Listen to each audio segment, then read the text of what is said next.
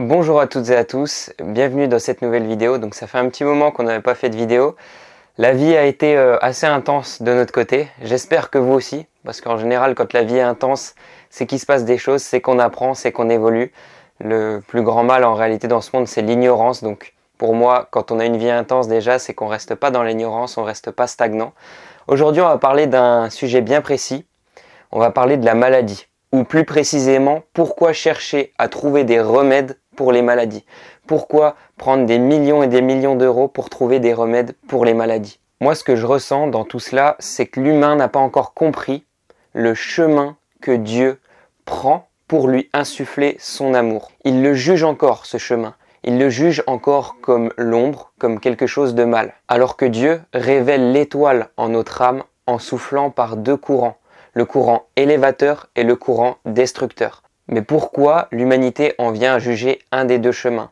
Pourquoi ce chemin de l'ombre, le chemin destructeur, on vient à rechercher constamment à l'éviter? Donc si on regarde un petit peu la nature, on voit qu'il y a deux courants qui sont bien distinctifs, qui s'intègrent parfaitement dans la nature. Le courant émissif et le courant réceptif. Le courant élévateur, le courant destructeur. Courant de lumière, le courant d'ombre, le courant positif, le courant négatif. Et ça, on peut le voir dans la plus grande simplicité sur la plage. La vague vient s'échouer, puis revient. On a le courant émissif et réceptif. Et la vague, en réalité, c'est nous. Et l'océan, c'est Dieu. L'océan cosmique, infini. Et nous, on baigne dedans. Et on vient suivre ces deux courants pour retrouver notre nature profonde, qui est l'océan même en réalité. C'est pareil avec la respiration. Expiration, inspiration. Donc maintenant, j'aimerais raconter une petite histoire pour mieux imager, entre guillemets, mes propos. Donc c'est l'histoire de deux hommes qui font une cabane. Il y en a un qui commence directement sur le sol, qui commence à monter, à faire des échafaudages, à faire quelque chose sur plusieurs étages, qui sera beau, qui sera lumineux. Le deuxième, il commence par creuser très profond. Il plonge ses fondations, de la roche, du bois, il se salit les mains, il prend du temps, il se mouille, il a froid et il n'est pas très bien. Au bout de quelques semaines, il y en a un qui a déjà presque sa belle maison à 2 étages, alors que l'autre, il est encore en train de trimer et seulement de pouvoir commencer à faire le plancher. Au bout de 2 mois, le premier, il a déjà terminé sa maison. Il peut vivre dedans, il est bien au chaud, alors que le deuxième, c'est encore compliqué, il fait seulement les murs et il a encore du mal. Et vient le 3e mois. Le premier se rend compte qu'il a fait sa maison au-dessus d'un nid de termites et que le bois de sa cabane commence à se faire ronger. Pendant ce temps, le deuxième est en train de terminer son toit. Vient le 4e mois et là, il y a une tempête qui arrive. Et le premier qui s'était fait ronger le bois, il voit sa cabane s'effondrer. Il y a tout qui tombe. Le deuxième, il lui dit « Viens, on va tout recommencer, on va te creuser des fondations, on va enlever les termites, etc. » Mais le premier, il dit non. Le premier, il a de l'honneur. Donc il dit non. Je vais aller chercher un bois qui est résistant aux termites. Je vais faire quelque chose de 2 fois plus haut, de 2 fois plus beau encore. Alors il s'en va au village, à l'extérieur, et il va trouver la solution à son problème. Le bois résistant aux termites. Et là, il fait quelque chose de superbe. Il monte sur des étages, etc. Mais 1 mois plus tard, vient des intempéries. Il y a de l'eau qui s'écoule à flot, des inondations. Et le premier, il avait une tour tellement haute, il y a eu tellement d'eau en bas, aux fondations, que tout s'est engouffré. Qu'il a vu ses fondations justement commencer à se distordre, à partir à droite à gauche, parce que rien n'était réellement bien solide. Et le deuxième, pendant ce temps, il avait creusé des grands sillons pour son jardin, pour ses fruits, pour ses légumes, et l'eau est simplement venue s'y engouffrer pour faire fleurir toutes ses plantations, ses arbres, son verger. La pluie était en réalité une bénédiction, c'était une aubaine, il allait pouvoir faire fleurir tout son jardin et pouvoir cultiver ses beaux fruits et légumes. Donc le premier, il n'a jamais voulu se salir les mains. Il n'a jamais voulu prendre le temps de creuser les fondations, de détruire, d'enlever les décombres, d'enlever les parasites. Et il a toujours cherché un moyen extérieur pour résoudre sa situation, en allant chercher du bois d'une meilleure qualité par exemple, ou qui serait résistant à certains types de problèmes comme les termites. Et il a tout de suite cherché à construire, à élever très haut. Il a utilisé seulement un courant de Dieu, qui est celui de la lumière, qui est celui de l'élévation. Mais il n'a pas utilisé les forces de la nature. Il n'a pas réellement utilisé les lois de l'univers. Dieu, lumière des lumières, est en réalité l'unité qui se cache derrière ces deux courants, derrière cette dualité. Ainsi, comment est-ce qu'on peut trouver l'unité, l'équilibre, le point de centrage, la neutralité, si on n'utilise pas les deux courants que la nature nous met à disposition, que Dieu utilise dans cette dualité. Comment faire des bonnes fondations si on ne vient pas creuser d'abord? Le deuxième, il a bien compris la complémentarité de ces deux courants, que les deux forment en réalité cette unité, qu'ils ont besoin d'exister tous deux pour trouver l'équilibre. Il a compris les lois de l'univers. Et c'est pour ça qu'il a d'abord creusé, désinfecté, déraciné, afin de faire des fondations stables pour sa maison. Si bien que même les intempéries, même les tempêtes devenaient des choses qui sont bonnes pour lui. L'eau qui ruisselle venait alimenter son jardin.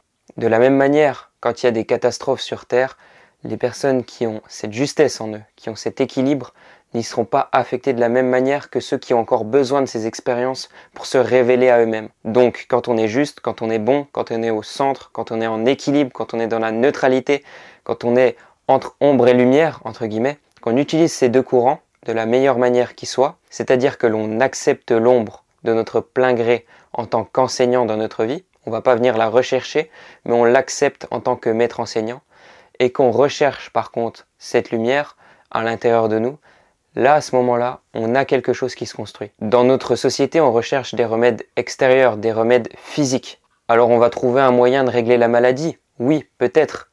Mais est-ce que ça règle la cause? En réalité, on va seulement enlever un chemin à Dieu pour insuffler son amour à ses enfants.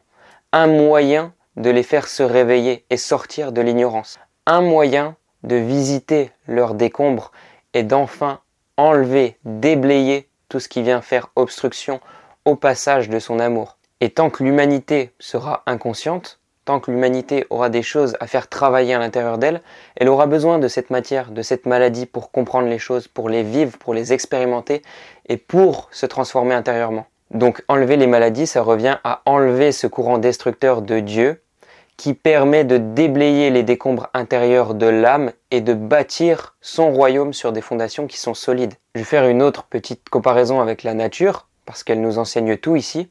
Le diamant, il se forme à plusieurs centaines de kilomètres sous terre, et pourtant, c'est le matériau le plus solide et le plus pur. Donc n'ayons pas peur de nous retrouver à des centaines de kilomètres sous terre, même s'il fait froid, même si c'est dur, même si c'est sale, même si on est mouillé, si on est inconfortable, parce que c'est justement bien à cette profondeur-là que le diamant se forge. Ne jugeons pas les chemins que Dieu emprunte pour révéler ce diamant en notre âme. Le cristal, il est frayé dans les plus profondes ombres, mais une fois redéployé à la lumière, il inonde le monde sous toutes ses facettes. Donc ne craignons pas d'apprendre dans le bien comme dans le mal, car une seule vérité régit ces deux opposés en apparence. Une seule vérité qui en réalité est l'amour, la lumière des lumières, l'unité, et qui est la force créatrice de toute chose en ce monde. Donc voilà, c'est tout pour cette vidéo. J'espère que ça vous a plu. Encore une fois, c'est mon point de vue personnel. Je dis pas que c'est mauvais de rechercher des remèdes pour les maladies, bien au contraire. J'essaie juste de présenter une autre manière de voir les choses. Peut-être qu'en traitant la cause, eh bien, on arriverait finalement à ne plus nous retrouver dans ce carré où on vient voir dans chaque angle une solution différente, une solution miracle qui vient résoudre notre problème extérieurement. Si l'humanité vient considérer à faire un travail intérieur profond, est-ce qu'on aurait besoin encore d'expérimenter tout cela? S'il y a réellement une intelligence cosmique qui régit ce monde et qu'elle est faite d'amour, est-ce qu'elle nous flagellerait entre guillemets par simple plaisir? Est-ce qu'elle nous ferait du mal simplement pour le kiff, pour le fun? J'en suis pas sûr. Je pense que justement, si on n'a plus besoin d'expérimenter tout cela, eh ben peut-être que on en vient à une période sur la Terre où il n'y a plus vraiment de désordre, où il n'y a plus de maladies, où il n'y a plus toutes ces choses-là qui sont encore nécessaires à l'heure actuelle. Voilà, c'est tout pour cette vidéo. Prochainement avec Luna, on va faire des conférences. Donc le but, ce sera de faire un live avec un chat.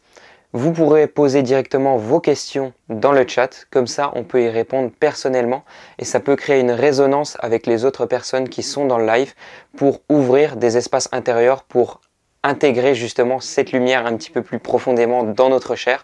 Et donc le but vraiment dans ces conférences, c'est d'aborder un thème particulier. Moi je pense que ce sera des thèmes mixtes, donc pour hommes et femmes, et que Luna par exemple pourra aborder des thèmes plus centrés sur la femme, des cercles d'entraide pour femmes, s'il y a des questions plus intimes, s'il y a des thèmes qui révèlent plus du côté féminin. En général, du coup, on retrouvera nos thématiques en fonction de ce que vous nous demandez par message, que ce soit sur Instagram ou dans les commentaires YouTube. Si on voit qu'il y a un thème qui revient très fortement, comme la sexualité, l'argent, ou une thématique encore bien plus précise dans ces deux grandes thématiques qui sont très larges en réalité, eh bien on va l'apporter en live et on va ensuite répondre aussi aux questions.